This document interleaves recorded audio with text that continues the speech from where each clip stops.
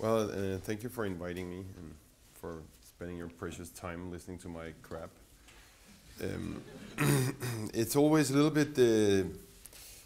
I always get a little bit actually nervous, and I don't because I think a very important part, and I try to make 5 points that we can talk over. But the whole thing about entrepreneurship is that you can't put it on bottles, and you can't read that book. There was a fantastic lady from the organizing team who told me that she was now diving into entrepreneurship. She was reading up, and I was like, how the fuck do you do that? How do you read up on entrepreneurship? I mean, it's not something you can actually learn. It's something about curiosity, and then having the ability to get attention around your idea, and then being able to get people following you. It's Twitter and all these guys, they invented the follower idea, but there's this old saying in Danish at least, in that a leader without followers is just a guy taking a walk. And that's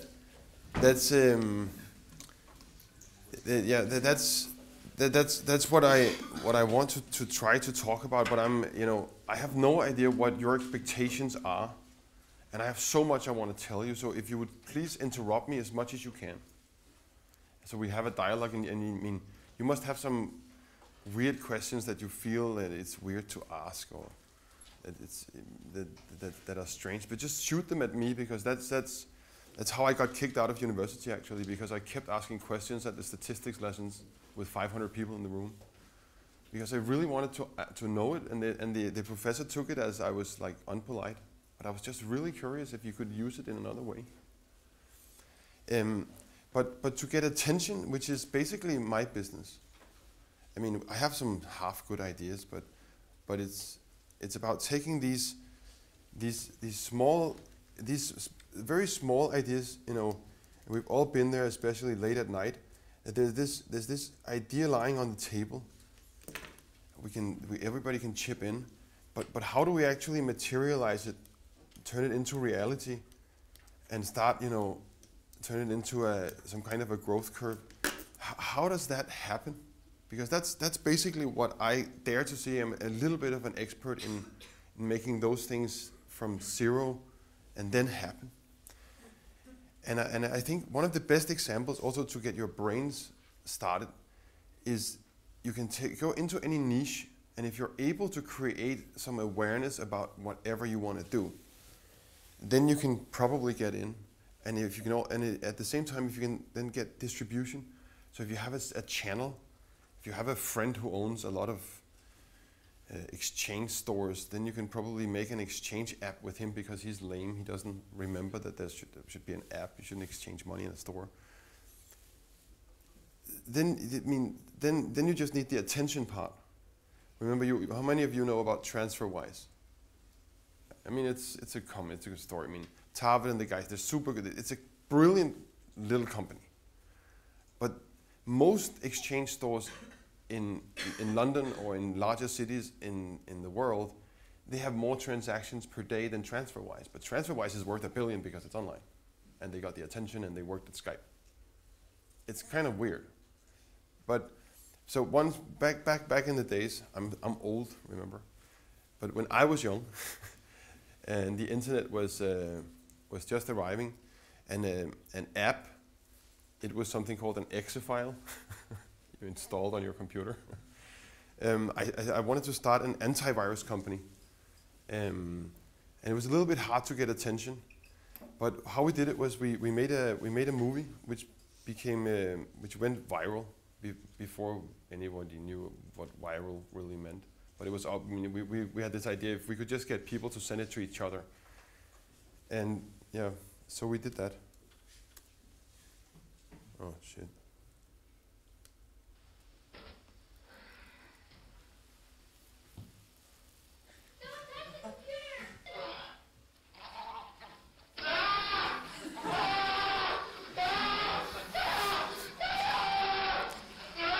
I mean, humans are extremely simple.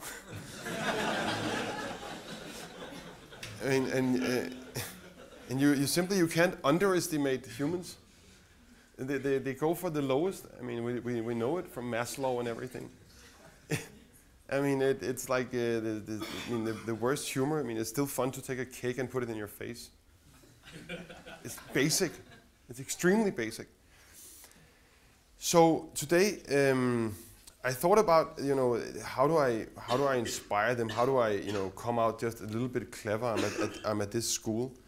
So basically, I'll start with 5 things, but also with an ironic context, because it's always 5 lists of 5 or 10 things. And it makes no sense that it should be 5 or 3 or 2, but it's fun with lists. And then after that, I mean, I hope we can have some dialogue. It's normally not happening, but then I'll go back and show how we actually do it in practice. If we have one of these ideas and how we take it to the market and start it and get it funded. So where we left last time from the class yesterday. How many was at the class yesterday or at the lecture? Oh yeah, so it's not so many of you. My advice is that you really think global. I mean, it's not so hard for you guys. I mean, you're from anywhere. Your passports would assemble the world if you put them here. But that's the core now, that you can actually you have global distribution. You just go into the back end of Facebook and you can buy targeted advertising that is any advertiser's dream. How many of you have tried to buy buy advertising on Facebook? Oh, there are 3, 4, 5. I mean, that's the real miracle. That should be the masterclass, because that is. I mean, there's a setting so you can target people who came home from travel more than 5 days ago. Check mark. I mean, you must be an idiot if you can't find something to sell them. Malaria vaccine, whatever shit. I mean, you don't even need to be creative. All those settings. I mean, that should be the real curriculum of every marketing course or business school. And also in reality. Remember, so this is, you guys don't understand, I mean, the biggest advertising platform that is given for free. I mean, but you're paying, what, 100,000 euros to go to this crazy school? I mean, it's kind of stupid. I mean, but, so there's a mismatch between large corporations and mom and pop. So there's a lot of mom and pops. Linus, you're starting some of your concept or your ideas with the AdWords from Google or the Facebook advertising. And then there's a lot of people in the middle who don't understand it. But then when I'm at a meeting with some UPS, they invested in one of our companies. So I'm sitting in a meeting with them, and we in this company, we've been calling 250,000 web shops, hardcore, converting them to use some of our software. And the investment manager from UPS, who's a hands-on guy, he's like, but why are you calling them? Why don't you just buy AdWords? I mean, and do a conversion rate. I mean, you don't expect that to come from one of the biggest companies in the world. But that's because, I mean, that's of course a channel they use to sell their stuff. So that, in a global context, understand media buying. Remember, everybody wants to work in advertising. I mean, that's a little bit fun. But the power is with the guys who buys the media, who buys them, books the Facebook advertising versus the banners in the airport you see. And then if you're able to understand your product well enough to actually to build an advertising campaign or buy leads or buy customers, I mean, we could stop the class here. That's what you should go home and focus on. Because when you get that to work, then you have a business. If you pay a little bit less, forget to acquire the client, then he returns to you. So get that into a global context. Yeah, it can be a good idea to get up early. And these numbers are just 5. I don't give a crap what number you pick. But it's very important also, and that's what I see from the best entrepreneurs. They always challenge the boundaries, and they get no all the time. Because if I don't get a no 5 times a day, it's not a normal day. I mean, I'm not challenging things hard enough, because then I'm just in the comfort zone. I have to step out of my own comfort zone and get this no. and that's also because I mean the first companies we started and that we still start. I mean, I'm a sales guy. I mean, I ask clients if they want to buy my product, and sometimes it feels like these courses, like many MBA courses at least. I mean, it's like to put some smokes and mirrors in between the fact that you probably have to meet a client one day. So I mean, so you have some strategy, fluffy, puffy stuff before you ask for the order. It's not that hard. You just have to ask, I mean, the clients if they want to buy your product. And at least my advice, get no one time a day. I mean, I get my 5 no's every day because then I know that I asked enough. It's a little bit like when I was younger getting laid. I had to ask enough. And then I think it's also extremely important to have clear goals. And this can be 1 or 2 or 5 or 6. But just be extremely clear and then test your goals all the time with your peers. All the time. Test them up against, okay, so this is actually what I want to do. And then test them up against your clients, your best friend, your wife, your partners. But all the time, repeat this to yourself and to your surroundings. Because if you don't have that goal, you can easily change them. But you have to talk to yourself about those goals. So I always sit and scrap on all my on my notebooks and I always try to define whatever we're doing within the Twitter framework of 140 characters.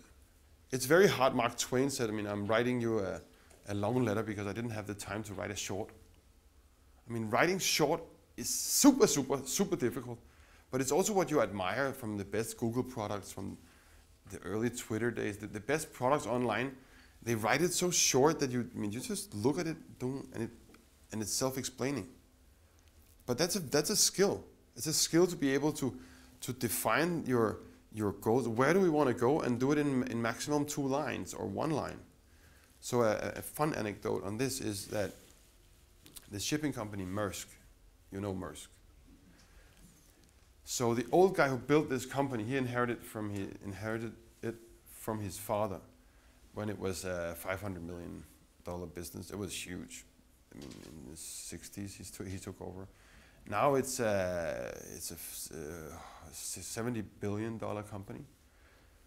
But how he managed his division managers or his senior executives, they had to come into his office once a day or once a week. And then they had 1 sentence to describe where they were at. I mean, that's Twitter just from the 60s, yeah?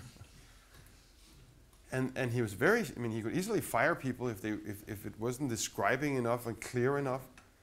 But think about it. Think about how hard it is to describe anything meaningful, but in a short way.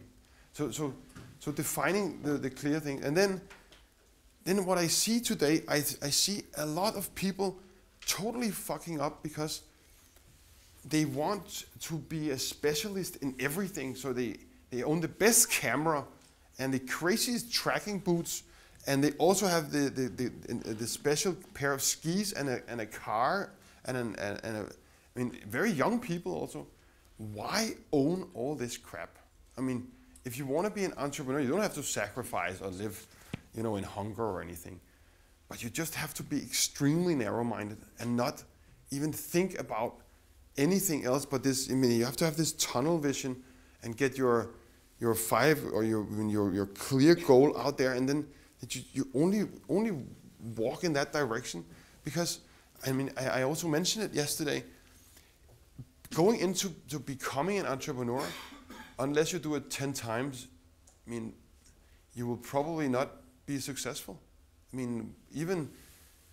Before I managed to lose everything 7 years ago in a pretty huge bankruptcy. I blew $500 million on a stupid project, and I lost most of what I had. But what for sure takes anyone out of that back into is the focus, but there will still be, before my bankruptcy, I had a hit rate of 1 out of 10 companies. Now, because I need to feed my kids, and I still want to have a fantastic lifestyle. so now we're down to 2 out of 4 will still fail. And even the project I took on just after my bankruptcy, which was a search engine for travel, it had to succeed. And I put in all my effort, all my time, 50 people, $25 million from outside investors. But it failed. Even though I was doing my very best. I said no to anything else. I was only on that. But you can't control it. There's no formula. Then I was lucky to do a side project called TradeShift that is now $1 billion company. But you can't, you can't control it. It is, even though you put all your effort in, and I consider myself pretty good at it, but I couldn't control it. It fucked up between my hands. We sold it, I was ready to sell it to the Chinese government traveling agency, and the founders suddenly left the company to form a new company with the Chinese government. How does that?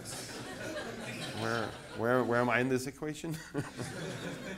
And they just didn't have the morals, and maybe they didn't like me or whatever. But I spent 2 years coaching them how to do this, and build the company. But that happens, and yeah, you really have to put that into consideration if you want to play with ventures, because then of course you can say, okay, if it's 1 out of 10 or 1 out of 5, then we just do 5 companies. But that was back to the previous point. You have to focus extremely much. You can only normally, some of you might be smarter, but you can only do 1 at a time. And first time it's very, very, it's much more difficult, of course, than the next time. Then the number 5, what is it? Yeah. Then that's probably not a problem for any of you guys, since you reached to this school and you got in here and you're between the 0.000% smartest people in the world. You're used to reading deep into stuff.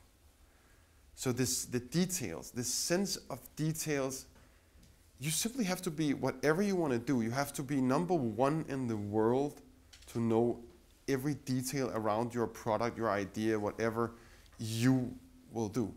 Simply study it study it so deep and just be the world expert on whatever you want to do. That's extremely important. And I see a lot of people fail, and also some people, they come, it's like they travel half the globe to come to have a meeting with me, and then I can ask simple questions and they can't answer. And it's like, hey, but if I can ask, okay, I know a lot of stuff, I see a lot of deals, but if I can ask questions that you can't answer, then why waste any of our time? Or if you have an advisor, just challenge yourself all the time, and interview yourself. It's all a crazy game, pretend that, in front of the mirror that that CNN is interviewing you. Yeah, and then I would think, just play that role playing and with your co-founders all the time, so that you get into the deepest, craziest corner, because that's also going to expand your idea and make it real, because then you actually arrive with self-confidence whenever you enter a room, because hey, I read up on this, and I'm the master of knowledge. Yeah, then what is the time? Oh, we have still 35 minutes. Okay, so then I want to talk a little bit about what I do right now. But maybe, is there any questions?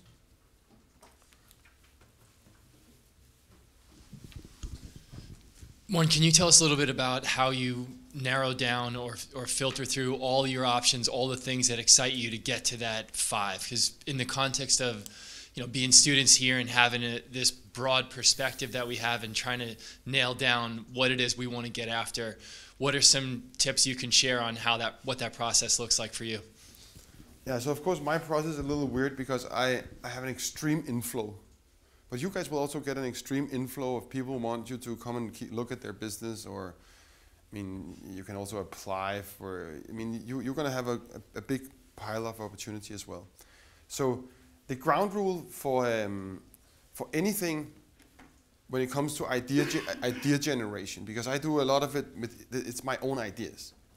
And I mean, I came from creative, we had this advertising agency, so I was used to pitch 4 or 5 clients every day, Coca-Cola in the morning, a big building construction company for lunch, and then the government for dinner, And they needed a good idea, and I was the only guy who could generate it because my partners were a little bit more linear. So with now that when we're doing stuff, and also when I look into stuff, on the idea side, it has to come back. I never write it down. I never sleep with this notebook on the side of my bed.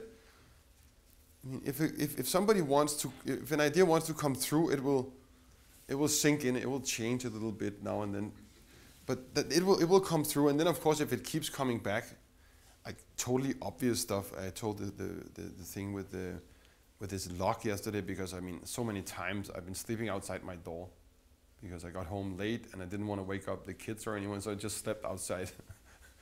So if I could have a lock that would be kind of automatic, then we designed that. So you can open it with your phone, or you can knock a special rhythm on the door, then it will open. That was an obvious idea. That was out of a need. The same with this get air help, because I travel insanely, I mean, a lot. And I found that in the European airports, there was this weird big advertising with an unhappy bride, and then some very small text. But that's EU Regulation 261, that if you are delayed more than 3 hours on your flight, then you're entitled to 300 euros. I mean, you tried that, to be delayed more than 3 hours, but you don't even dare thinking about, I mean, who do you ask at the airline? And if you ask them, they will send you back a form in Korean to fill out.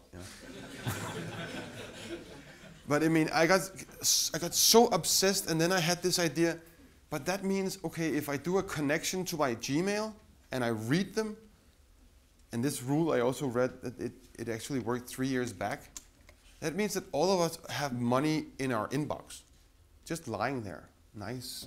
But who should sue them? Who should do that, handle the communication with the airlines? So we set that up. That's now 250 people all over the world. We're suing the airlines every 30 seconds. Very funny company. But that just, I didn't have to write it down twice, The same with the lock. It was out of a need. Then on the, and remember, everything I say is just, I mean, you will experience it in another way, but another thing that is extremely important for keeping on with the project. I mean, a lot of it is like, so I got this idea, and then I got some guys to look into it, and I told them, okay, let's split 50-50. I mean, I give you my network and my contacts, and I will find some funding, but I called it, I got a guy called Henrik, a super good guy, as the jockey. I call him a jockey. So he runs the project, and I mean, he only calls me when he needs an introduction to the CEO of MasterCard or whatever.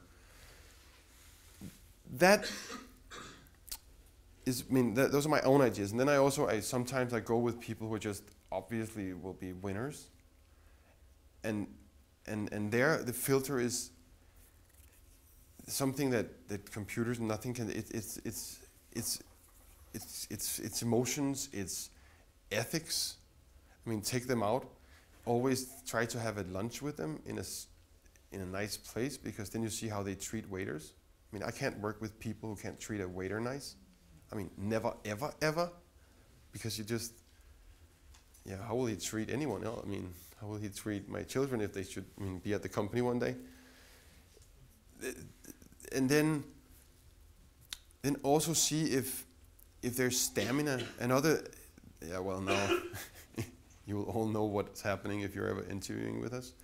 But we always ask a very simple, we just ask a bogus question.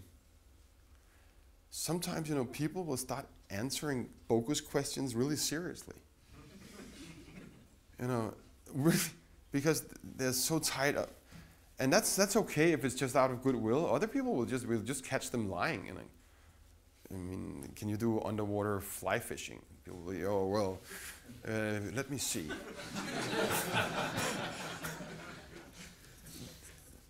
That's a very good test. It nearly always works. I don't know. Is that an answer to the question?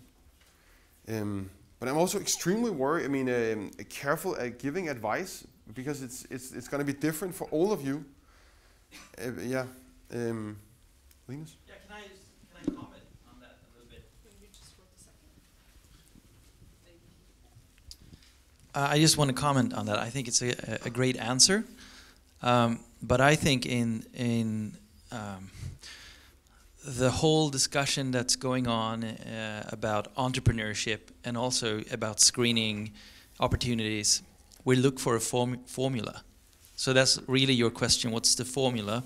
And I think, from my perspective, what's missing in the discussion is that entrepreneurship and also screening, but very much entrepreneurship is about training. It's about doing it several times, getting experience, where, you know, when we talk about startups, a lot of people think that they're going to do, I'm going to start my startup. That's the first time you do it, and you actually get better the more times you do it. And training, doing it over and over, getting experience it's so important to do it well. And I think it's the same thing with screening. You develop an ability to get better and better and better at understanding these different opportunities intuitively, more than having a formula for it. Am I wrong? It's too long, at least. Yeah, so it's only really interesting to then see, okay, how does it work in reality? Because when it's a fluffy, strange thing. So right now I'm looking at fintech in every way, shape, or form. So finding the money will not. We don't have to take money that serious. I mean, if we go to a bank, it's like it's worse than going to a church. You know, church is fun. Bank is like super serious. And you need to they need to have your DNA on the way in. It's crazy, but there's a reason for that. We need to have a stable financial system. We don't want terrorism. So it all makes sense. But there's so much to be done with technology, and maybe I should also say why I'm so keen on this. Good. Oh yeah. So when I looked at after my bankruptcy. Oh, fuck it. So first we have internet companies as we know it. I mean, you see huge, super sexy companies out there. Then something I also did a lot was telcos. So everything, mobiles, phone companies. I was very lucky to be early involved with Skype. That was a kind of a cell phone company. We sold a lot of international phone minutes, and we also stole a lot of them. It made them free. 17% of the world's international traffic. But when I was looking at what should I do, you know, after a bankruptcy, where would there be obvious big wins? Not easy, but big wins. It was obvious that that there was something. If you look at it, everything finance. It's 10 times bigger than internet as we know it today. Any business, I mean, UBS, Royal Bank of Scotland, Barclays, they spend plus 2 billion just on their IT infrastructure. They will buy anything you can. I mean, of course, it has to be good, but anything that is just a little bit easier and nicer to work with, better interfaces for their huge staff. I mean, UBS have, I think, 27,000 people. And what on earth do they do? Do they move the money physically? I mean, I don't understand it. But looking into that made me decide to do a big push within financial services. and then we call it fintech, financial technology. And there's also another word coming out, and I mean there are all these words always coming, that we call it credit tech, so credit technology basically. I mean I mean they did it back in Venice some years ago, you know, doing, you know, giving a credit line for some stuff, handing out trade facilities. All of that, I started diving really deep into that. And 6 years later, I've come up with, first we did TradeShift, which is this electronic invoicing network where we've been amazingly, and Christian, the CEO, has been amazing at building this company with a vision that if you want to send an invoice to a large corporation, you can only do it on TradeShift. So if you want to send an invoice, if you magically get a job, freelance job for Nike or NHS here or the biggest shipping companies, Kühne+Nagel, then you can only send them an invoice on our platform. It's called TradeShift. And it's still weird, so we also raised $200 million, and it's all over the world now. It's one of the biggest platforms. It started in my basement during my bankruptcy. It's really weird. So that thing taught me a lot about super boring business processes and finance. So the obvious idea you get when you have TradeShift, so imagine that I'm the big corporation, I'm Nike, you all send me invoices, they go through TradeShift before they arrive, and now when when the invoices come in like this, the TradeShift software can see, okay, what's in every line. I mean, it's not like PDFs coming in, retyping them into the SAP. We can do a lot of really sexy stuff. We can basically, we can build like a ring around really large corporations where the young employees can do apps. I mean, they don't want to talk about, you know, doing stuff in the heart of an organization like this. The heart here is blue and it's called SAP. But you need surgeons to get in there, you know, just to get, and it takes forever. And the new employees, they're like, hey, man, we want to have a super simple app where you can ensure that all our suppliers have the right certificates. But if you want to ensure that everybody has the environmental security certificates or whatever, and you want to build that into SAP, I mean, you're going to end up with some blue screens that are so ugly. I mean, you can probably get allergic reactions to how ugly that stuff is, yeah? But with TradeShift, you just get it in here, get it at the gate, split it all up. You can do an app to ensure the certifications. You can do an app to ensure that, you know, Bill and Jim and Bob have to approve it in the hierarchical organization structure, and the sizes of the invoices. And all of that you can do in a fence around, I mean, without going into the heart, the SAP heart. And then whenever it's done and approved, you just connect it and upload it into SAP, so that you're not changing the whole thing, but you're just taking it from the outside. So we're ring fencing the biggest organizations in the world. And when you have this data, then you also know when an invoice is approved. And if any of you would hand over a $500,000 project to Nike today, and you were real entrepreneurs, then you wouldn't get on summer holiday, because Nike, they only pay in 90 to 120 days. That would mean that because you would be strapped, you would have a couple of extra employees, you had to pay them, you had a credit line in the bank, you couldn't get more money out of that, and you also wanted to do this new app with your, because you don't want to do consulting only. But the thing is, you're just, this cash will not come in. And if you go down to the bank, they'll be like, I mean, they want your firstborn as security and your mom to underwrite this stuff, and it's kind of weird. I mean, it gets really weird. Also, they have all these processes. But if I know that this invoice is approved here at the gate level, then I can send you a message back. So I bought the rights for this personally on the side, which was the first obvious idea here, called Cashworks, where we offer you the money instantly. And I got a lot of money from the pension funds because there's no fucking risk here. I mean, it's Nike who approved it. I just have to give you guys the money a little earlier. So that's like reverse factoring or invoicing, the dynamic discounting. There's a lot of words for that. But that's a very lucrative business. So we've implemented that into some trade shift customers.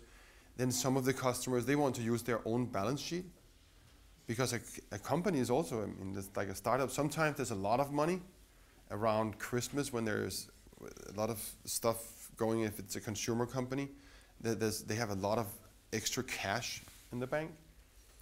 And sometimes of the year after summer holiday, they had, I mean, to pay all their employees while at holiday. I mean, the cash flow, there's no cash. And so when there's a lot of cash, they want to use their own money to pay off all the suppliers earlier. Because if you pay your suppliers earlier, you can also maybe they'll be happier. And it's good to have happy suppliers that gives better products. And basically what happens in most large corporations is that the new CFO, the first trick in the book is that he just asks, and he opens the payment terms 30 days. Because then he has 30 days of cash flow. I mean, he's king of the hill, at least for that month. The thing is, he forgets that. And I mean, Volkswagen, they're like the craziest guys on the planet with this. So they have 180 days payment terms. I mean, you can't start a company and sell anything to these guys unless you have a rich uncle. It's simply impossible. But that also means that a lot of companies actually go bankrupt. So there's no one of the sunroof manufacturers for Volkswagen went bankrupt, and Volkswagen didn't know because it was a good company.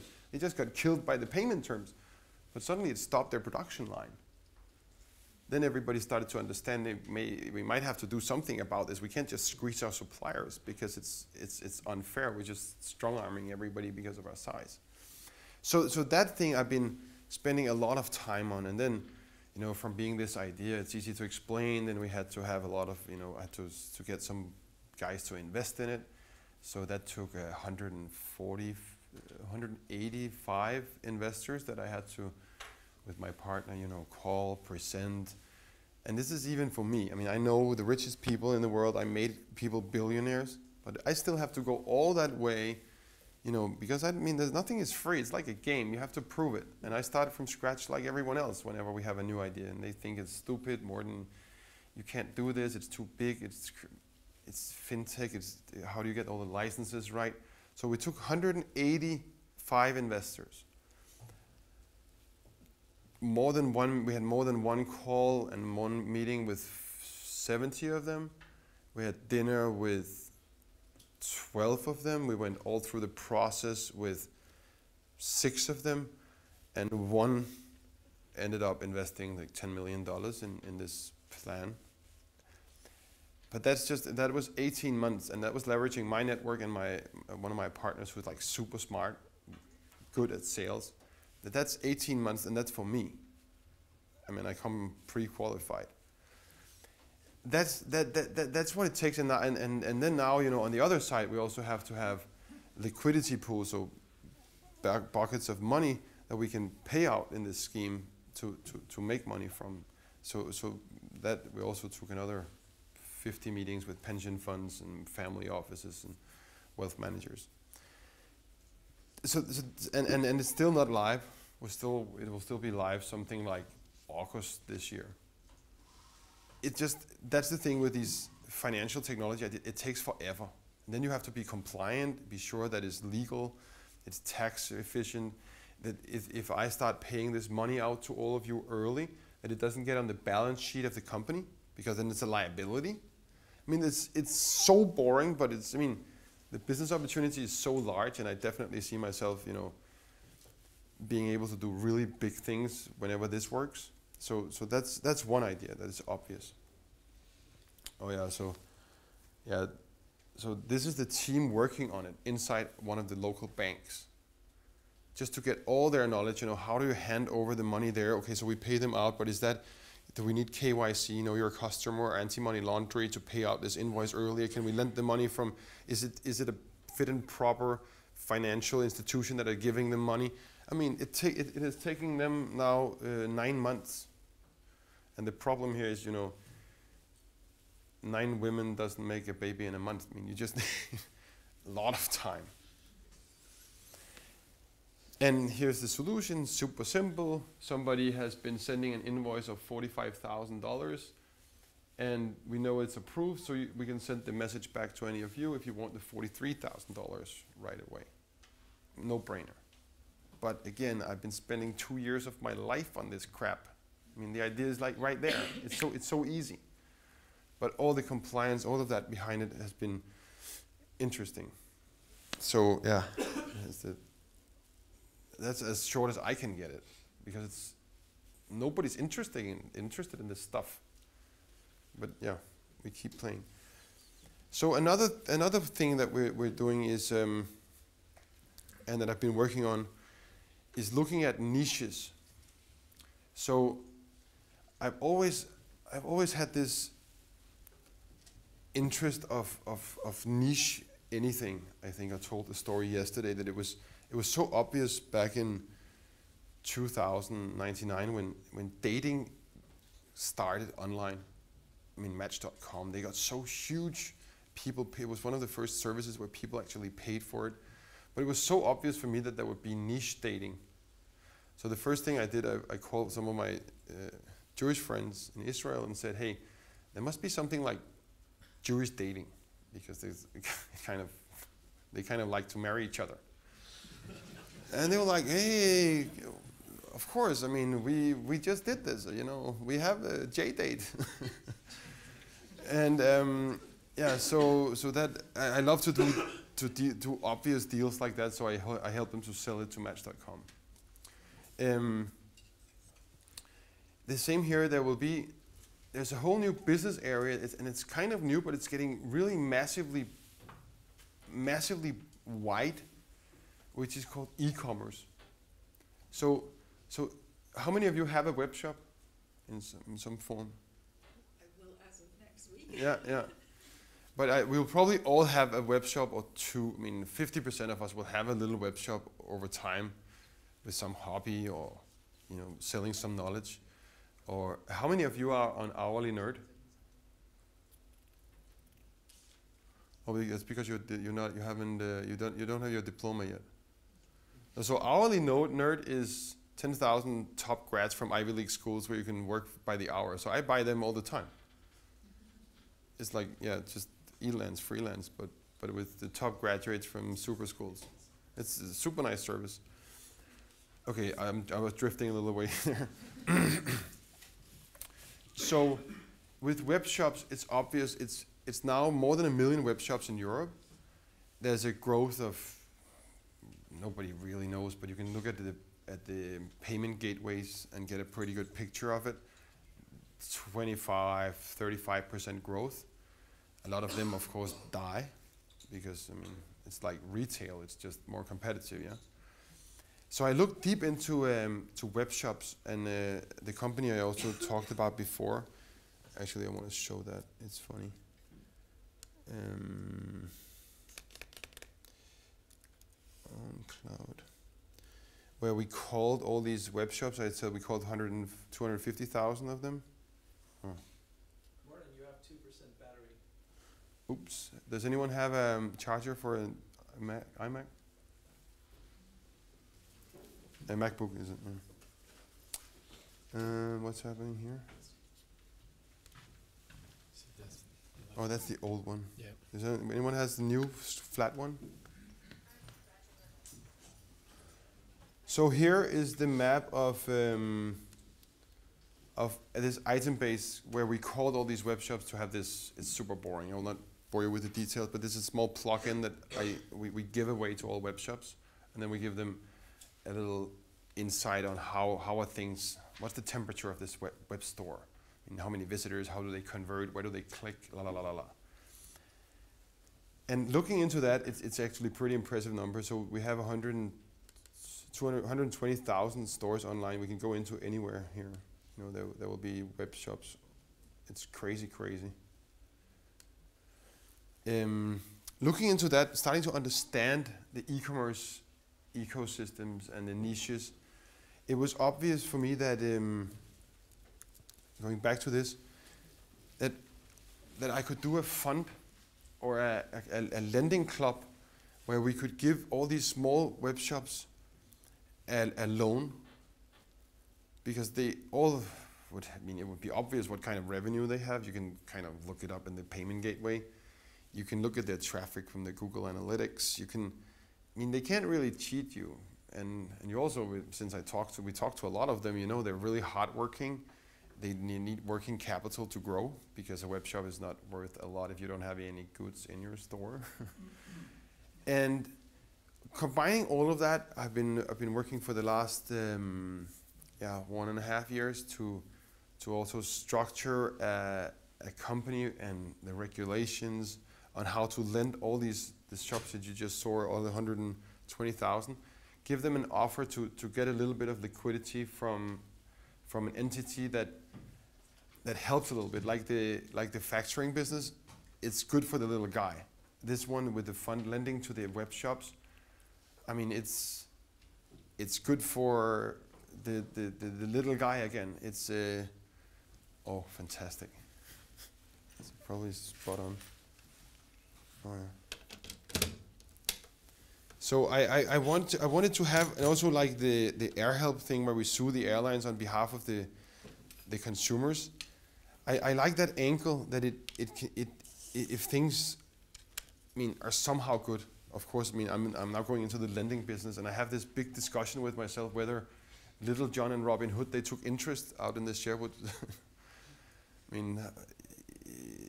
It's a loan business, but that's very interesting. I actually think, don't I have a movie on that? Coders Trust is the opera version of it. But let me see. I think I have some interns did a movie on the Cashworks thing. Let's see. FundXO, in short, is Growth Loans 2.0 for Oh, that doesn't seem to work. Oh, fuck it. Okay, so next to the fund where we lend money to all these small web businesses, another way of looking at playing with money and taking it to the full impact is looking first at the freelance markets, where there are now 10 million, or it's actually 12, 14 million people on Elance and Odesk, and creating a loan for those working in the bottom of that pyramid. If you work for $1 per day, per hour, then you can maximum make $40 per week if you're lucky and you can sell all your time on a freelance portal. But then we looked at, okay, if we can give them a loan, because I'm in Denmark and Sweden and the Scandinavian countries, you get this free loan. You just get $1,000 to study, basically. So we thought, but there's a big price on the money you get from the Danish government. It means that you have to pay 60% tax for life. It's actually a very expensive loan. Nobody talks about that. But if we could give them a fairly rated loan, so that they could go from $1 per hour to $8, $9 per hour, this is 800 times the earnings. Then they would for sure pay us back if we could design it right. So we were very lucky, and my partner, who's a former soldier, went to Iraq and Afghanistan, where while patrolling, he managed to find all these small web cafes, especially in Iraq. You've been there, yeah? He saw that just after Saddam Hussein was taken away, that people were flocking to the internet cafes, because of course he had closed that off. So now they were just sucking the knowledge. So he helped with some NATO money to build a small education program in that local city wherever in Iraq, and get 40,000 local government employees to just touch the miracle and get a little certificate that they tried the internet. But out of that, he developed this idea of Coders Trust, and then he's a hell of a sales guy, and he's just straight out amazing. If I was gay, I would jump him. Then he went to he looked at it, and the real miracle of this world it happened and started in Bangladesh with the microloans.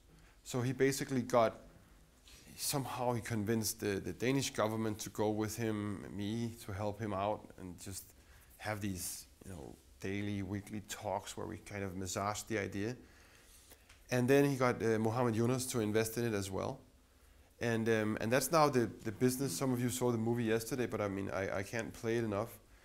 That's now, we're on our way to get 10,000 and 100,000 students on this platform.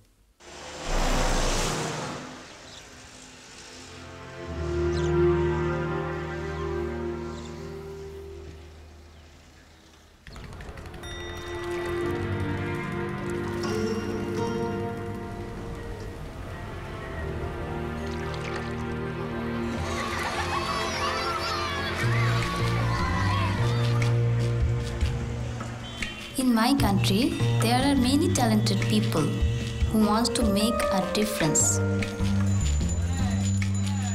And if they can work from their own home, they have a chance. They can earn money. They only need a laptop and access to the internet. And of course, guidance.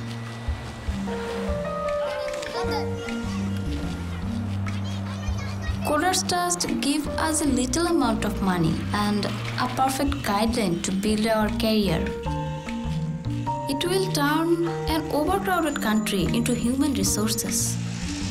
It will change my life and the whole development of our country.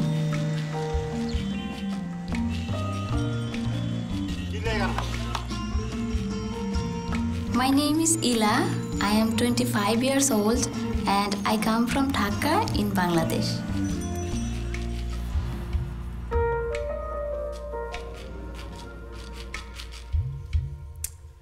Yeah, so that's basically taking it to that next level where you take your lending business and you also do a little bit of really good stuff. And I think that's where, I also hear that quite some of you want to go in that direction. And of course do something like impact investment or, stuff that makes sense, yeah? Oh yeah.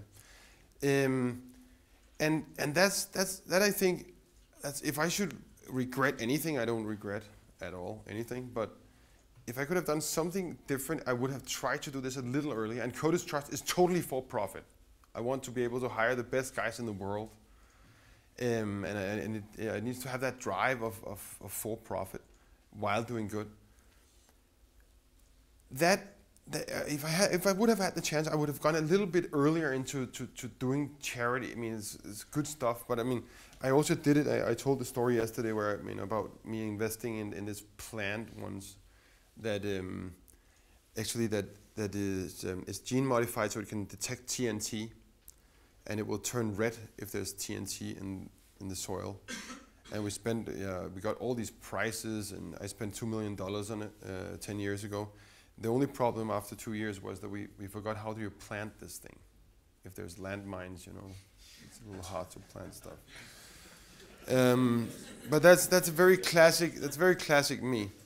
But then underneath this, we're building all the infrastructure and the gateways through the existing banking infrastructure. But it's so boring. But the impact here is endless. Because then there's a loop back to Tradeshift, which will also be, there will be a lot of payment mechanisms and a lot of payment integration in Tradeshift. And that's also interesting probably to understand that because banking is so many things, and if you can go all the way to Coders Trust, and we have the biggest pension funds in the world, we have everybody who wants to put money into Coders Trust, get a nice fair return, and then help people, educate people with that money. How beautiful is that? But the thing with banking, and if any of you are thinking about going in that direction, and business overall, is talk a lot to a lot of people. Ideas are nothing. If somebody wants to steal your idea, it's probably happening anyway.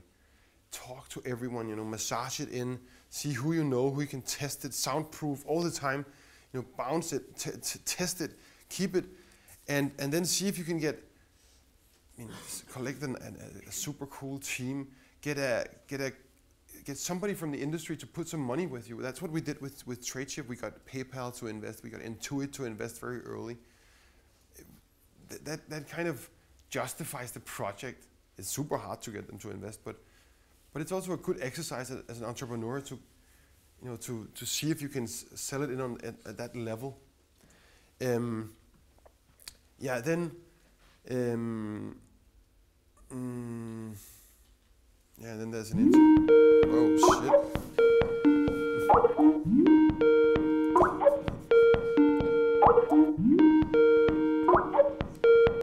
Oh, that's my call.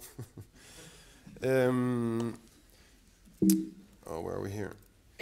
Yeah, I think that's the advice I can give. I mean, if we can have, we have what, 5 minutes for some questions. My call is starting in 5 minutes at least, or it's starting now. So maybe one question, one question, someone? Just shoot. Here in the back.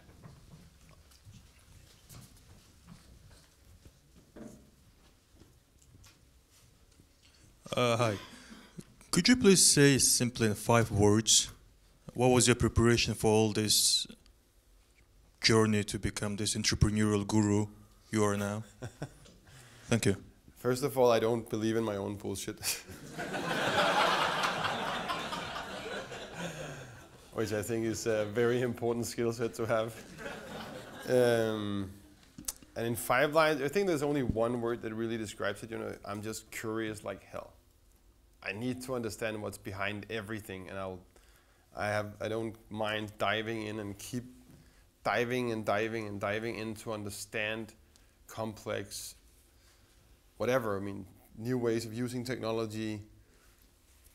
I think it's curiosity. And then, of course, self-confidence is pretty good to have, because there's a lot of rainy days.